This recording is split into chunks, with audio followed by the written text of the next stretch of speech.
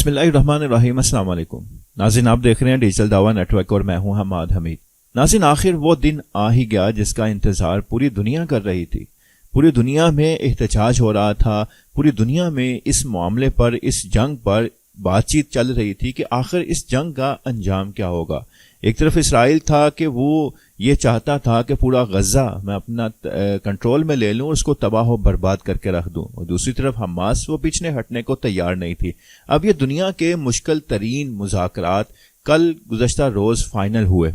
बुध की रात गए कतर के वजीर आजम मोहम्मद बिन अब्दुर्रहमान अत्तहानी ने प्रेस कॉन्फ्रेंस करते हुए ये ऐलान किया। उन्होंने कहा कि ये मुज़ाकरात आखिर फाइनल हो ही गए।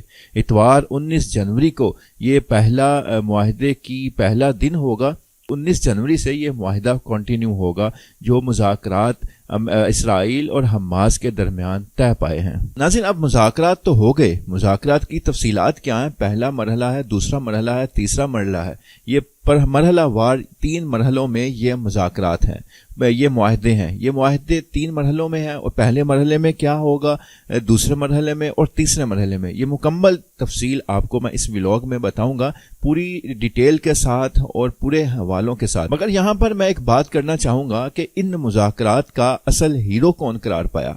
असल हीरो किसी मुसलमान हुक्मरान ने कोई सालसी किरदार अदा ना किया, किसी ने आगे बढ़कर कोई ऐसी आवाज नहीं उठाई कि जिसकी आवाज का असर इतना होता कि आलमी दुनिया, आलमी ताकतें वो मजबूर हो जाती ये मुज़ाकरात करवाने पर।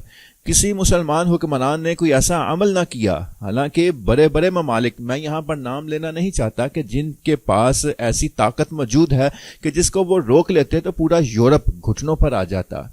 ऐसी ऐसी चीजें मौजूद हैं मुसलमान हुक्मरानों में कि वो उसके जरिए इन ताकतवरों से अपनी बात मनवा सकते थे। मगर किसी में इतनी हिम्मत ना हुई, किसी ने इतनी जुर्रत ना हुई कि वो ऐसी आवाज उठा सकता या ऐसा वो काम करता। अब इसका असल हीरो मेरे मुताबिक वो ट्रंप ही करार पाया है। ट्रंप ने इंतखाबात की जब अपनी तैयारी शुरू की थी तो उसने कहा था कि मैं फलस्तीन जंग रुकवाऊंगा, क्योंकि ट्रंप एक बिजनेस माइंड पर्सन है, वो जंगों के खिलाफ है। अफगानिस्तान की जो जंग थी वो भी उसी ने ही खत्म करवाई। अब फलस्तीन और इसराइल की जंग भी उसी ने ही रुकवाई। उसने कहा था कि 20 जनवरी को मैंने हल्फ उठाना है, मैं सदर बनूंगा, उससे पहले पहले मुआहदे दोनों कर लो। उसके लिए उसने धमकियां भी दी कि मैं मशरिक वस्ता को जहन्नुम बना दूंगा। इसराइल को भी उसने कहा, इसराइल के वजीर आजम नेतन्याहू को भी पैगामात भेजे कि तुम्हें माजूल करवा दिया जाएगा या तुम्हारा अंजाम भी अच्छा नहीं होगा अगर मेरे 20 जनवरी के हलफ उठाने से पहले पहले ये मुआहदा ना हुआ। अब जो बाइडन की जो हुकूमत है वो इसराइल की हमायत है, इसराइल फ्रेंडली है, इसलिए इसराइल ने भी ये बेहतर समझा कि मैं इस जो बाइडन की ही हुकूमत में मैं मुआहदा कर लूं। हो सकता है मेरे मुतालबात यहाँ पर ज्यादा मान लिए जाएं बजाय इसके कि ट्रंप में मेरे मुतालबात उस तरह या उस तर्ज पर ना माने जाएं। तो इसलिए उसने भी इसमें आफियत समझी। हमास ने भी कहा कि जंग बंदी का मुआहदा हो रहा है, तो हमास ने भी जो गजा एक तबाह हो चुका है, तो हमास को भी शायद ये ख्याल आ गया हो कि हम मुआहदा कर ले, इसी में ही आफियत है। ना से ये हीरो ट्रंप इसलिए करार पाया है कि मुसलमानों में इतनी ताकत नहीं थी कि वो इस गजा को वापस ले सकते, क्योंकि गजा मुसलमानों के हाथों से निकल गया था।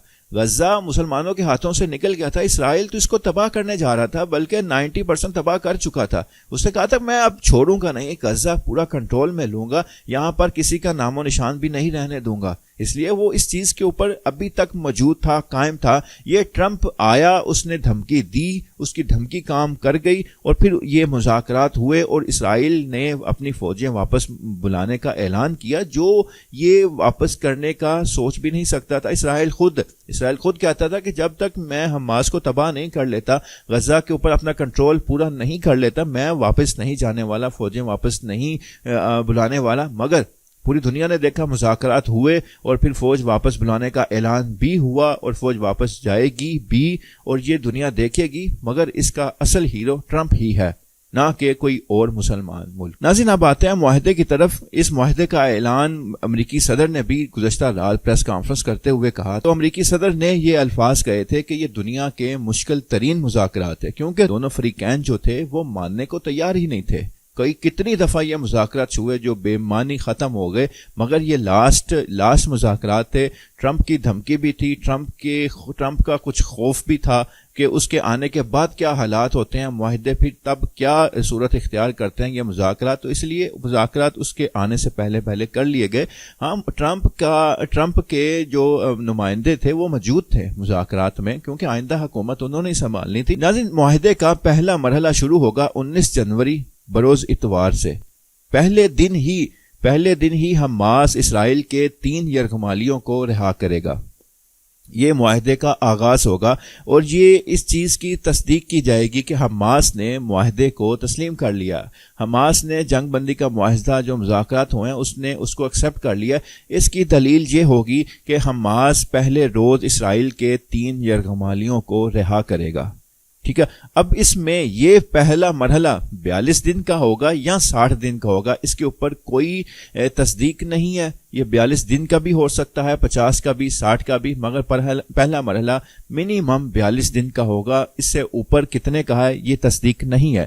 حماس پہلے مرحلے میں 33 قیدیوں کو، اسرائیلی یرغمالیوں کو رہا کرے گا، جن میں اس نے جو ترجیح دی ہے، اسرائیل نے جو اپنی شرائط رکھی ہیں کہ 33 یرغمالیوں میں کون کون ہوں گے، اس میں خواتین اور بچے، ان میں وہ فوجی خواتین، اور اس میں برے جو 50-60 سال سے زائد عمر کے ہیں یا 50-60 سال کے برے شخص ہیں جو گرفتار ہیں، ان کو رہا کیا جائے گا، اور جو زخمی ہیں یا جو بیمار ہیں، یہ اس کی شرائط ہے کہ یہ لوگ پہلے مرحلے میں جو 33 افراد حماس رہا کرے گا، تو ہمیں ان میں سے 33 اپنے یرغمالیوں میں سے 33 وہ چاہیے جو ان شرائط پر آتے ہیں، جو ان لسٹ پر آتے ہیں۔ ناظرین پہلا مرحلہ یہیں پر ہی ختم ہوتا ہے۔ اس میں جنگ بندی ہوگی، مطلب دونوں فریقین جنگ نہیں کریں گے، تو حماس صرف پہلے دن 3 یرغمالیوں کو رہا کرے گی، اور پھر پورا پہلا مرحلہ میں 33 افراد جو 33 یرغمالی ہیں اسرائیل کے، ان کو رہا کرے گی۔ اس کے بعد دوسرا اور تیسرا فیز شروع ہوگا۔ پہلے مرحلے کے 16ویں دن، مطلب اتوار کے 19 جنوری اتوار کو یہ پہلا مرحلہ شروع ہوگا، تو اس کے 16ویں دن سے دوسرے مرحلے اور تیسرے مرحلے کے مذاکرات شروع کیے جائیں گے۔ دوسرے مرحلے میں کیا ہوگا؟ دوسرے مرحلے میں جو مزید یرغمالی ہیں اسرائیل کے، ان کو رہا کیا جائے گا، اور اس کے بدلے میں جتنے بھی فلسطینی قیدی ہیں جو اسرائیل کی جیلوں میں ہیں، ان کو اسرائیل رہا کرے گا اپنے تمام باقی یرغمالیوں کے بدلے میں۔ یرغمالیوں میں بھی اسرائیل کے مطابق اس کے یرغمالی 94 یرغمالی وہ حماس کے پاس ہیں، جس کے اسرائیل کے مطابق 34 اس میں سے ہلاک ہو چکے ہیں، جبکہ 4 ایسے قیدی ہیں جو اس جنگ سے جو 7 اکتوبر 2023 کو یہ جنگ شروع ہوئی تھی، اس سے پہلے یہ قیدی جو بنے تھے، یہ 4 افراد وہ ہیں۔ تو یہ ٹوٹل حماس کے اسرائیل کے مطابق 94 قیدی ہیں، اس میں سے 33 پہلے مرحلے میں رہا کیے جائیں گے، اور باقی جتنے بھی زندہ ہیں یا مردہ ہیں جو مر چکے ہیں، ان کی لاشیں، ان کی ڈیڈ باڈیز وہ اسرائیل کے حوالے کی جائیں گی، جتنے بھی ہیں۔ اس کے بدلے میں اسرائیل قیدیوں کو، جو فلسطینی قیدی ہیں اسرائیلی جیلوں میں، ان کو رہا کرے گا، مگر ان میں وہ قیدی نہیں ہوں گے جو 7 اکتوبر 2023 کو گرفتار ہوئے تھے۔ جب حماس نے حملہ کیا تھا اسرائیل کے اوپر، تو اس وقت جو اسرائیل نے جو اس حملے کے دوران جو حماس کے جنگجو گرفتار کیے تھے، وہ رہا نہیں کرے گا اسرائیل۔ یہ اس معاہدے میں یہ شق شامل ہے۔ اب دوسرے مرحلے میں جو فوجی انخلاء ہے اسرائیل کا، وہ شروع ہو جائے گا۔ مرحلہ وار اسرائیل اپنی فوج غزہ سے نکالنا شروع کرے گا، اور یوں وہ آہستہ آہستہ پورے غزہ سے نکل جائے گا۔ یہ دوسرے مرحلے میں مکمل ہو جائے گا، اور مگر اس میں بھی اس نے شرائط رکھی ہیں۔ مصر کے بارڈر کے ساتھ جو ایک پٹی آتی ہے، بارڈر کا ایک حصہ آتا ہے فلاڈیلفیا، وہاں پر اسرائیل نے یہ شک رکھی ہے کہ وہاں پر اس کے کچھ فوجی موجود رہیں گے، وہاں سے وہ اپنی مکمل فوجیوں کو نہیں رکھے گا۔ اس کے ساتھ غزہ کے بارڈر کے ساتھ جو بھی غزہ کی پٹی ہے اس کے ساتھ وہ اپنی فوج کو رکھے گا. اب فوج غزہ کی سیکیورٹی وہ اپنے کنٹرول میں رکھے گا. یہ دوسرے مرحلے کے مذاکرات میں یہ شامل ہے. اس کے بعد فلسطینیوں کو غزہ واپس آنے کی اجازت دی جائے گی. جو پیدل ہیں، جو پیدل آئیں گے وہ ساحلی روڈ کے ذریعے واپس اپنے گھروں کو آئیں گے. غزہ کی 23 لاکھ آبادی ہے اور اس جنگ میں ٹوٹل آبادی نے وہ ہجرت کی. غزہ خالی کروا لیا گیا اور یوں خالی کروانے کے بعد اس کو مکمل تباہ کروا لیا گیا، تباہ کر دیا گیا. اور پھر تباہی کے بعد جو پناہ گزین کیمپ تھے وہاں بھی تباہی مچائے گی. جو حالات تھے وہ آپ کے سامنے ہی ہیں. اب جو گاڑیوں کے ذریعے واپس آئیں گے، جنہوں نے اپنا سامان ہے، جن کے سامان ہے، وہ اپنا سامان لے کر یا گاڑیوں کے ذریعے وہ غزہ واپس آئیں گے، تو ان کے لیے جو روڈ مختص کیا گیا وہ صلاح الدین روڈ ہے. ناظرین، یہ دوسرے مرحلے کے مذاکرات ہیں. اب یہ پہلا مرحلہ اور دوسرا مرحلہ. اب تیسرے مرحلے میں صرف غزہ کی تعمیر نو ہوگی. تعمیر نو مطلب غزہ کو دوبارہ تعمیر کیا جائے گا. کیسے کیا جائے گا، کون فنڈز دے گا، کون کیا کرے گا، یہ طے ہوگا، جس میں امریکہ بھی، UAE بھی، عرب امارات اور دیگر عرب ممالک بھی شامل ہوں گے. اور اس میں تعمیر نو غزہ کے بارے میں سوچا جائے گا. تو مگر اس میں کچھ خدشات بھی ہیں. حماس کا خدشہ یہ ہے کہ پہلا فیز پورا ہوتے ہی اسرائیل اپنے یرغمالی رہا کروا لیتا ہے، تو ساتھ ہی وہ اگر معاہدے سے مکر گیا تو پھر کیا بنے گا، کیونکہ وہ اپنے یرغمالی ہی رہا کروا رہا ہے. اصل ایشو ہی ہم اسرائیل کو اس چیز کا تھا کہ یرغمالی اس کے رہا ہوں، کیونکہ نیتن یاہو کے اوپر اسرائیلی عوام کا بہت زیادہ، انتہا سے زیادہ پریشر ہے کہ وہ اپنے یرغمالیوں کو واپس گھروں میں چاہتے ہیں اور عوام سڑکوں پر موجود ہے اسرائیل کی. اس معاہدے کی اصل بنیاد ہی یہ یرغمالی ہیں جو اسرائیل کی طرف سے ہے. اسرائیل یرغمالیوں کو واپس چاہتا ہے. اب حماس کو ڈر یہ ہے کہ اگر اسرائیل نے پہلے مرحلے میں اپنے یرغمالی رہا کروا لیے، رہا کروانے کے بعد دوسرے مرحلے میں باقی بھی سارے رہا کروا لیے، اب فوج اس نے مرحلہ وار واپس لے کے جانی ہے. اب اگر وہ واپس نہیں لے جاتا، دوبارہ جنگ اور حملے شروع کر دیتا ہے، تو پھر اس کا ذمہ دار کون ہوگا؟ ایک یہ ڈر حماس کے دماغ میں بیٹھا ہوا ہے. اور دوسرا جو ایشو بڑا ہے کہ غزہ کا کنٹرول کس کے پاس ہوگا. حماس نہیں تیار کہ وہ اسرائیل کو غزہ کا کنٹرول دے، اور اسرائیل نہیں تیار کہ وہ غزہ کا کنٹرول حماس کو دے.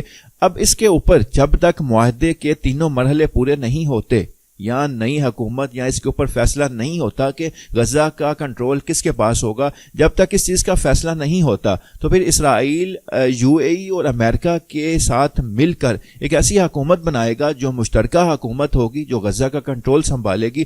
جب تک یہ فیصلہ نہیں ہوتا کہ غزہ کا کنٹرول کس کے پاس ہوگا، حماس یا اسرائیل، یا ایک اور تیسری طاقت جو اس وقت فلسطین میں جو حکومت کر رہی ہے، وہ اس کا کنٹرول سنبھالے گی. اسرائیل اس کو بھی دینے کو تیار نہیں ہے. اسرائیل غزہ کا کنٹرول، سیکورٹی کنٹرول خود رکھنا چاہتا ہے، جبکہ حماس نہیں تیار. تو جب تک یہ فیصلہ نہیں ہوتا تو ایک مشترکہ حکومت بنائی جائے گی، اور اس مشترکہ حکومت کا اور وہ مشترکہ حکومت غزہ کے اوپر حکمرانی کرے گی. ناظرین، یہ معاہدہ ہے. معاہدہ کے پہلے مرحلے، دوسرے مرحلہ اور تیسرا مرحلہ آپ کے ساتھ ڈیٹیل کے ساتھ آپ کے ساتھ رکھا، اور یہی فیصلہ ہے، یہی مذاکرات ہوئے ہیں. اور یہ وہ جنگ بندی ہے کہ آج پورا فلسطین جشن منا رہا ہے. پورا فلسطین جشن منا رہا ہے. اسرائیلی بھی جشن منا رہے ہیں. اسرائیلی جشن منا رہے ہیں کہ یرغمالی جو ان کے گرفتار ہو چکے وہ گھروں کو واپس آئیں گے، اور فلسطینی وہ جشن منا رہے ہیں کہ وہ بھی اپنے گھروں کو جائیں گے. جو ان کا غزہ مکمل طور پر تباہ کر دیا گیا، اپنے گھروں سے وہ نکال دیے گئے، جو وہ جنگ چاہتے بھی نہیں تھے. ایسے بہت سے واقعات، ایسی بہت سی ویڈیوز وائرل ہوئیں جس میں فلسطینیوں نے یہ کہا کہ ہم یہ جنگ نہیں چاہتے تھے، یہ حماس نے ہمارے اوپر مسلط کی. اور جنہوں نے جنگ مسلط کی، ایران نے اس میں سب سے بڑا کردار ادا کیا، اور ایران نے خود باقاعدہ یہ کئی بار کہا کہ ہم اسرائیل کے ساتھ جنگ نہیں چاہتے. تو فلسطینیوں سے بھی پوچھ لینا تھا کہ کیا وہ جنگ چاہتے تھے کہ نہیں. ان کو تو اس کے اوپر لگا دیا.